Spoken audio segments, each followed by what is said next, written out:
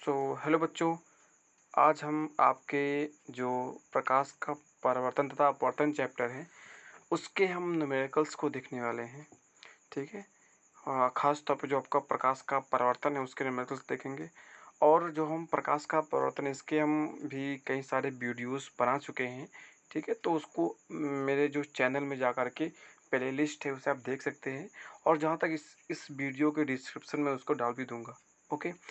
Numericals important है, कहीं ना कहीं से न्यूमेरिकल आपके एग्जाम में दे भी देता है, हो सकता है दे सकता है, इंपॉर्टेंट है। और इसको समझना आपको आना चाहिए, ज़रूरी है। ठीक है, तो चलिए हम स्टार्ट करते हैं। तो सबसे पहले हम देखेंगे, इसमें दो क्वेश्चंस ले रहे हैं और उन क्वेश्चंस को आपको समझाएंगे। देखिए, इससे पहले न्यूमेरिकल्स आने के लिए बहुत ज़रूरी है कि आपको जो चिन्ह परिपाटी नियम है वो आने चाहिए। और चिन्ह परिपाटी नियम मैंने इससे जस्ट पहले वाले वीडियो में बताया है। तो आपको चिन्ह परिपाटी नियम क्या है, क्या नहीं, इसको आपको जानना है, समझना है और आगे बढ़ना है। तो चलिए देखते हैं क्या करते हैं। सबसे पहले हम आगे देखेंगे। तो जैसे कि 1 मिनट। बच्चों, मैंने यहाँ पर क्वेश्चन नंबर पहला लिया हुआ है। ठीक है, एक क्वेश्चन है, इसको देखिए आराम से। ये आपका क्वेश्चन एनसीईआरटी बुक का है। ठीक है, अगर आपके पास एनसीईआरटी बुक है तो आप जान सकते हैं क्वेश्चन कौन सा है। तो देखिए, कहता है किसी ऑटोमोबाइल में पीछे का दृश्य देखने के लिए उपयोग होने वाले उत्तल दर्पण की वक्रता त्रिज्या 3 मीटर है। यदि एक बस इस दर्पण से 5 मीटर की दूरी पर स्थित है तो प्रतिबिंब की स्थिति, प्रकृति और साइज ज्ञात करें।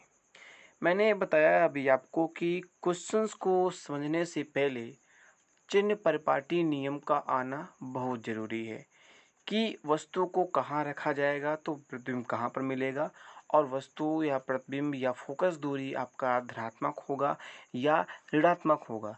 इस बात को जानना समझना बहुत ज़रूरी है। और ये आपको तभी आएगा जब आपको चिन्ह परिपाटी नियम आएगा। और चिन्ह परिपाटी नियम हमने पहले ही बता चुका है। आप लोग जा कर के चैनल में प्लेलिस्ट है और प्लेलिस्ट देख करके आप आगे सॉल्व कर देख सकते हैं और फिर समझ सकते हैं। तो यहाँ पर देखो क्या कहता है। कहता है किसी ऑटोमोबाइल में पीछे का दृश्य देखने के लिए उपयोग होने वाले उत्तल दर्पण की वक्रता त्रिज्या दी गई है। और आप लोगों को मालूम होगा, इतना मैं इतना एक्सपेक्ट करता हूँ कि जो उत्तल दर्पण होता है उसको हम आर से डिनोट करते हैं। ओके, कैपिटल आर, तो उसको हम आर से लिखते हैं।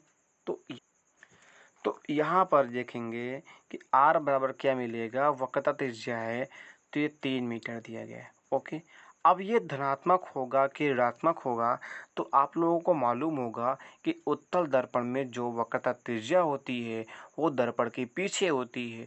और दर्पण के पीछे जो भी वस्तु या प्रतिबिंब मापी जाती है वो हमेशा और हमेशा दूरी मापी जाती है वो हमेशा धनात्मक ली जाती है।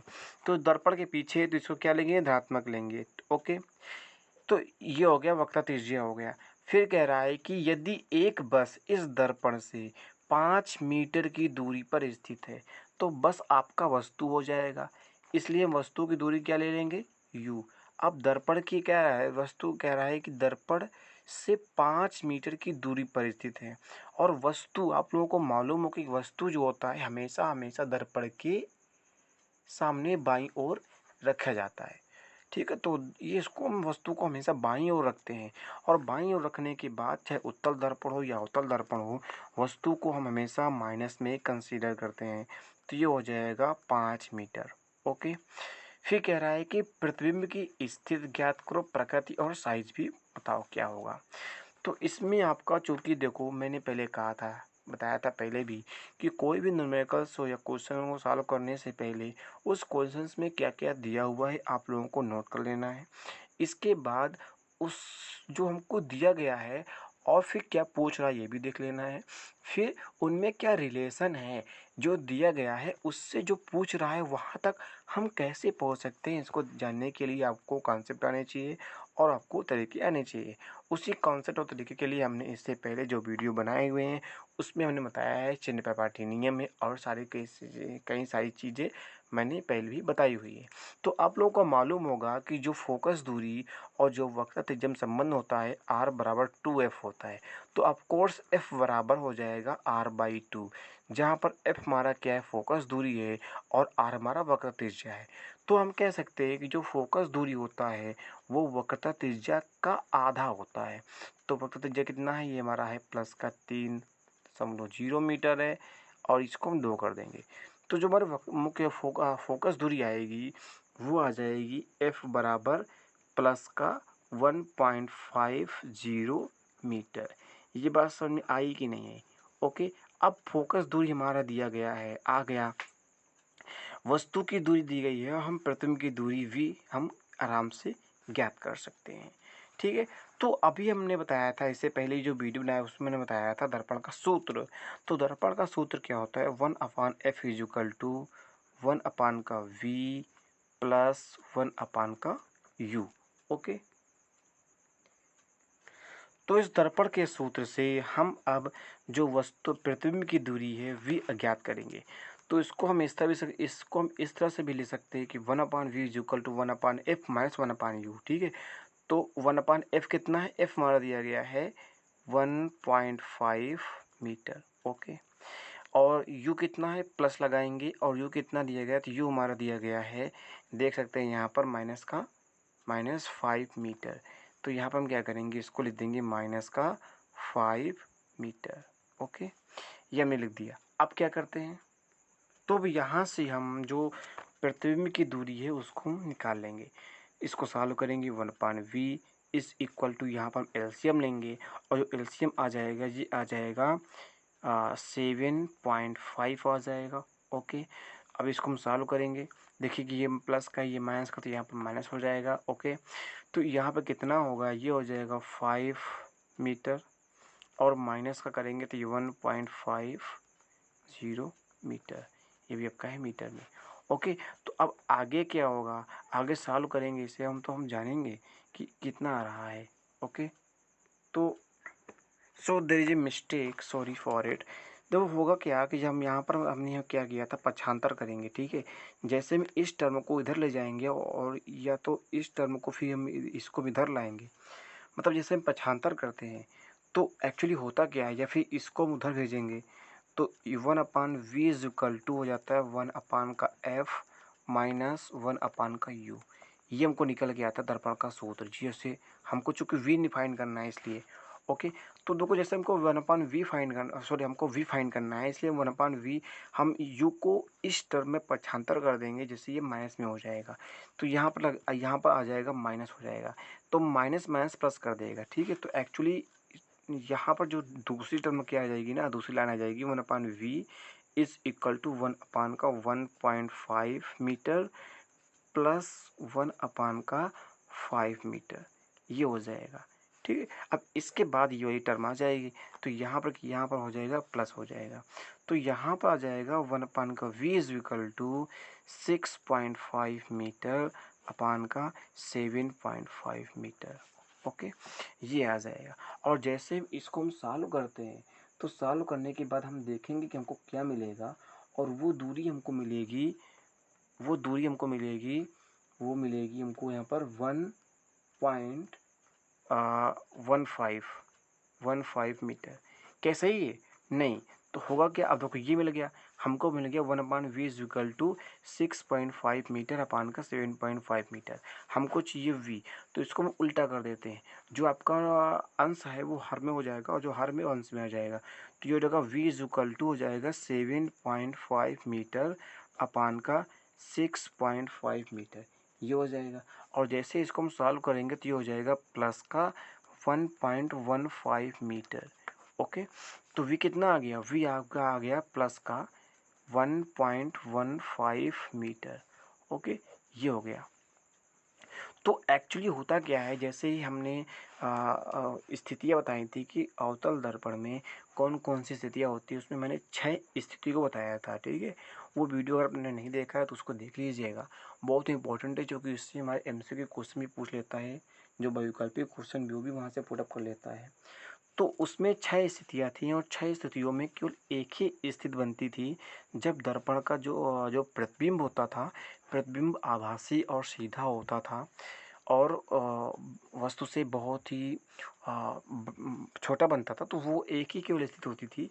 तो लेकिन और सभी स्थितियों में जो वस्तु हमेशा जो प्रतिबिंब बनता था वो हमेशा वास्तविक बनता था, ठीक है। तो यहाँ पर देखिए अब होता क्या है कि दर्पण से इतनी दूरी पर जो हम वस्तु को रखेंगे, सॉरी, दर्पण से जो हमको प्रतिबिंब प्राप्त होगा वो हमारे से कितनी, वो हमको 1.15 मीटर दूरी पर प्राप्त होगा। तो दर्पण की जो प्रतिबिंब दर्पण के पीछे मिलेगा। अब दर्पण के पीछे क्यों मिलेगा? क्योंकि दर्पण के पीछे मिलेगा तभी प्रतिबिंब क्या हो जाएगा, पॉजिटिव में। दर्पण जैसे हमने में चिन्ह प्रपाटी नियम बताया था, उसमें बताया था कि दर्पण के जब पीछे मिलेगा तभी हमको जो प्रतिबिंब मिलेगा हमको वास्तविक मिलेगा। तो आपको ये बात तब समझ में आएगी जब आपको चिन्ह प्रपाटी नियम आते होंगे, और चिन्ह प्रपाटी नियम आने के लिए बताया था मैंने कि वो आपको वीडियो को देखना पड़ेगा। तो फिर से एक बार देख लीजिए, इसमें था क्या कि किसी ऑटोमोबाइल के पीछे का दृश्य देखने के लिए उपयोग होने वाले उत्तल दर्पण की वक्रता त्रिज्या इतनी थी, और इसके इस बस के इस एक बस इस दर्पण से 5 मीटर की दूरी पर स्थित है, तो प्रतिबिंब की प्रकृति स्थिति ज्ञात कीजिए। तो यहाँ पर क्या था, वक्रता त्रिज्या दी गई थी, इससे हम क्या करेंगे, फोकस दूरी ज्ञात कर लेंगे, और वस्तु इतनी दूरी पर रखी जाएगी तो वस्तु हमारी ऋणात्मक होगी, क्योंकि वस्तु हमेशा ऋणात्मक ही ली जाएगी, क्योंकि वस्तु हमेशा बाईं ओर रखी जाती है। तो ये चीज़ मिलेगा, और इससे हम जो हमको v निकालना था, इससे हम दर्पण के सूत्र में रखेंगे, और दर्पण के सूत्र रखने के बाद उसको हम सॉल्व कर लेंगे, ठीक है। अब आगे क्या मिलता है, अब हमारा सॉल्व इतने समाप्त नहीं हुआ, क्योंकि अभी तो हमको मिला था कि दर्पण की प्रतिबिंब कितनी दूरी पर मिलेगा, लेकिन अब हमको बताना है कि प्रतिबिंब की प्रकृति क्या है और साइज क्या है, स्थिति क्या है। तो स्थिति तो मिल गई, प्रकृति क्या है और साइज क्या है, इसके हम क्या, इसके लिए हमको इसके आवर्धन में जाना पड़ता है। तो आवर्धन का सूत्र क्या था, मैंने बताया था आपको कि जो आवर्धन का सूत्र होता है वो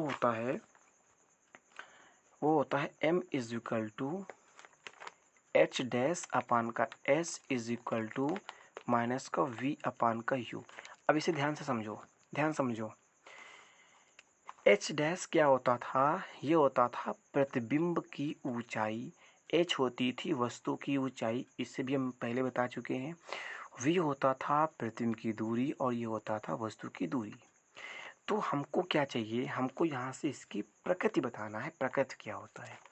तो m बराबर हो जाएगा माइनस का v अपान का u। v कितना था, तो v आपको मालूम था कितना था, v आपका जो है v हमने अभी भी ज्ञात किया है, v हमने अभी हमने भी ज्ञात किया है ना 1.15 मीटर, और u हमारा दिया गया है माइनस का 5 मीटर, तो मैथ प्लस हो जाएगा। तो आवर्धन कितना आएगा, आवर्धन इसका आ जाएगा, जब इसको हम सॉल्व करेंगे तो सॉल्व करने के बाद हमको मिलेगा +0.23। ये अब इसकी कोई इकाई नहीं होती, इकाई क्यों नहीं होती, इकाई इसलिए नहीं होती क्योंकि इसकी यूनिट सेम, तो यूनिट कैंसिल आउट हो जाएगी। अब देखो होगा क्या, अब देखो मैंने अभी भी जब आवर्धन के बारे में बताया था कि आवर्धन जब धनात्मक होता है तो मतलब कि जो प्रतिबिंब होगा वो आभासी होगा, और अगर आवर्धन आपका ऋणात्मक आ रहा है तो मतलब प्रतिबिंब आपका वास्तविक होगा। तो चूंकि आवर्धन आपका धनात्मक है, इसलिए क्या करेंगे, इसको लिखेंगे चूंकि आवर्धन धनात्मक है, हिल रहा होगा आपको, को इसमें थोड़ा सा आपको बैलेंस करना पड़ेगा, आपको समझना पड़ेगा। धनात्मक है, अतः प्रतिबिंब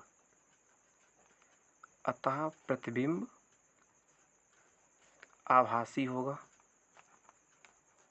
आभासी के साथ साथ क्या होगा, सीधा होगा, क्योंकि देखो ध्यान देना, चूँकि जो हमारा उत्तल दर्पण होता है, उत्तल दर्पण में केवल 2 ही स्थितियाँ होती हैं जिनमें हमको वस्तु अर्थात वस्तु को रखने पर प्रतिबिंब मिलता है, और दोनों ही स्थितियों में आभासी होता है और सीधा होता है। ठीक है, और छोटा होगा, और छोटा होगा। ठीक है, तो ये इसकी प्रकृति हो गई। तो आपको प्रकृति या इस प्रकृति बताने के लिए इसका आवर्धन आना चाहिए। ठीक है, तो आवर्धन का जो भी कॉन्सेप्ट है वो आपको आना चाहिए, और नंबर दूसरा कि आपको चिन्ह प्रपाटी नियम आना चाहिए। चलिए नेक्स्ट क्वेश्चन देखते हैं। तो हमारा नेक्स्ट क्वेश्चन है, तो नेक्स्ट क्वेश्चन क्या कहता है कि कोई 4 सेंटीमीटर साइज का बिंब, बिंब अर्थात वस्तु ही होता है बेटा, तो किसी 15 सेंटीमीटर फोकस दूरी के अवतल दर्पण से 25 सेंटीमीटर दूरी पर रखा है। दर्पण से कितनी दूरी पर किसी पर्दे को रखा जाए कि स्पष्ट प्रतिबिंब प्राप्त हो? प्रतिबिंब की प्रकृति तथा साइज ज्ञात करें।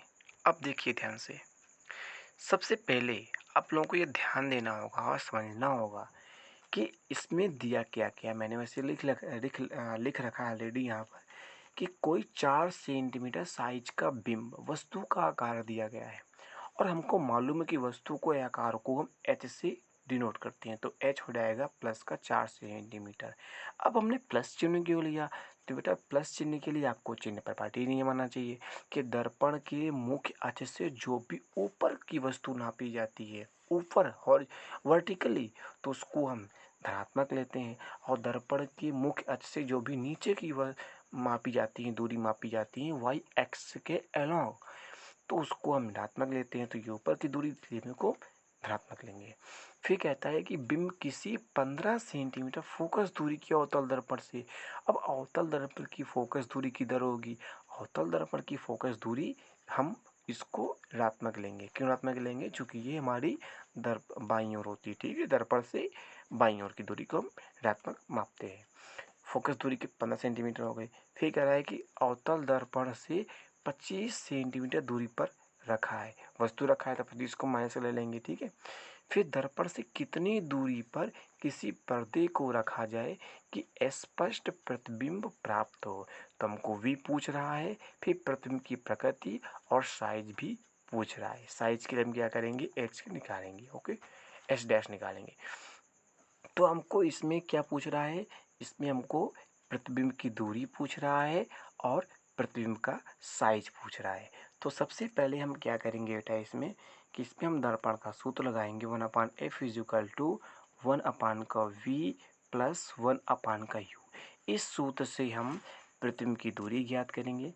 तो प्रतिबिंब की दूरी ज्ञात करने के लिए 1/v is equal to 1/f minus 1/u हो जाएगा। ओके बेटा, तो अब देखिए यहाँ से f कितना है? -15 है, तो -15 रख देंगे, और हम लगा देंगे यहाँ पर माइनस लगा देंगे। ठीक है, अब क्या करेंगे? 1 लगाएंगे। u कितना है? तो u हमारा दिया गया -25 सेंटीमीटर दिया गया है, ये लिख लेंगे।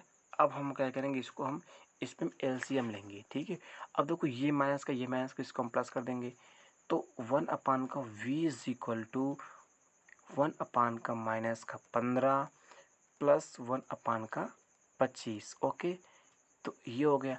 अब क्या करेंगे? इसमें हम ले लेंगे एलसीएम। जैसे इसका हम एलसीएम लेते हैं बेटा, तो होता क्या है मालूम नहीं। इसके एलसीएम लेने कितना ले लिया? 75 ले लिया। तो 15 25 75, तो यहाँ हो जाएगा 5 हो जाएगा, माइनस का 5 हो गया, और 25 दिया 75, तो प्लस का 3 हो गया। ओके बेटा, तो अब देखो यहाँ सी हो गया, तो यहाँ कितना? यहाँ हो जाएगा 1/v इज इक्वल टू, यहाँ हो जाएगा -2/75। तो जैसे ही आप जानते हैं, तो आपको मालूम है कि 37। ठीक है, तो ये हो जाएगा v इज इक्वल टू हो जाएगा 75/2 माइनस में। ओके, तो ये हो जाएगा -37.5। ये हो गया, यह कितना आ गया? तो हमारा जो v आ गया अर्थात हमारा जो प्रतिबिंब की दूरी आ गया, ये आ गया -37.5 सेंटीमीटर। तो ये हमारे आ गया प्रतिबिंब की दूरी आ गई। अब क्या हो गया? प्रतिबिंब की दूरी तो आ गई। अब क्या कह रहा है? फिर मुझको निकालना है प्रतिबिंब की प्रकृति निकालनी है। ओके, और इससे पहले एक चीज़ और देखिए, चूंकि हमारा जो प्रतिबिंब आया है ये हमारा ऋणात्मक आया है, इसका मतलब प्रतिबिंब दर्पण के सामने बनेगा, और प्रतिबिंब वास्तविक होगा, चूंकि वास्तविक होगा तभी ये आपका क्या है, ऋणात्मक है। और ये क्या अवतल दर्पण है, तो अवतल दर्पण में प्रतिबिंब आपका ये वास्तविक है। ठीक है, अब चलते हैं नेक्स्ट। अब देखते हैं आवर्धन। तो आवर्धन का सूत्र क्या होता है, ये होता है m is equal to H dash प्रतिबिंब की ऊंचाई अपान वस्तु की ऊंचाई बराबर हो जाता है माइनस का v अपान का u। ठीक है, तो हम क्या करेंगे, इससे हम एच डैश और ये देखिए, तो ये आपका हो जाता है एच डैश अपान का H is equal to minus का v अपान का u। हमको क्या चाहिए, हमको यहाँ से एच डैश, तो एच डैश हमको निकालना है, तो हम ये क्या कर देंगे, इसको लिख देंगे H dash is equal to minus का वी एच अपान का यू। ये बात समझ में आएगी नहीं। अब क्या करते हैं, अब हमको v रखना है, तो v कितना था आपका, v था,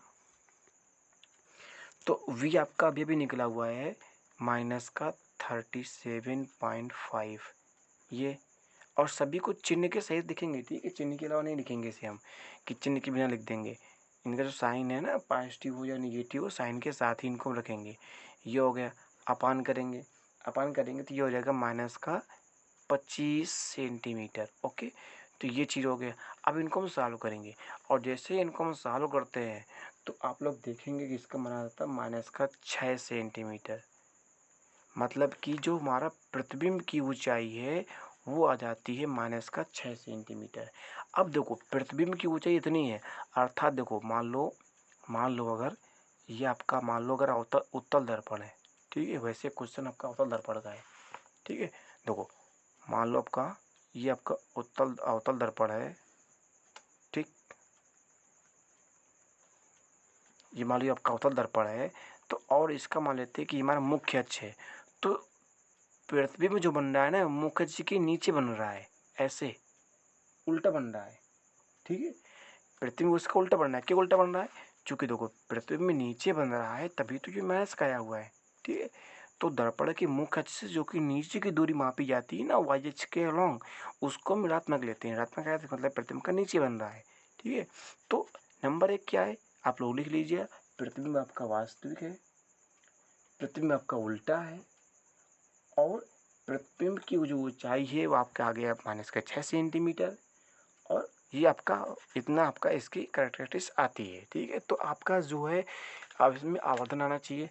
आवर्धन कैसे निकालते हैं, आवर्धन का सूत्र क्या होता है, आवर्धन का सूत्र आपका ये होता है। तो ये छोटी छोटी बातें आपको आनी चाहिए। ठीक है, और जब तक आपको चिन्ह प्रपाटी नियम नहीं आएगा, ठीक है, चिन्ह प्रपाटी नियम है, जो छोटे छोटे आपको रूल्स है, कॉन्सेप्ट है, इसीलिए मैंने आपको इन सब चीज़ों को पहले बता कर रखा है कि आपको ये आना बहुत ज़रूरी है। तो आपको अच्छे से क्वेश्चंस आएंगे तो अच्छे आप नंबर गेन कर सकते हैं। ठीक है, तो चलिए पढ़िए और खुलिए कूदिए, अच्छे नंबर गेन कीजिए।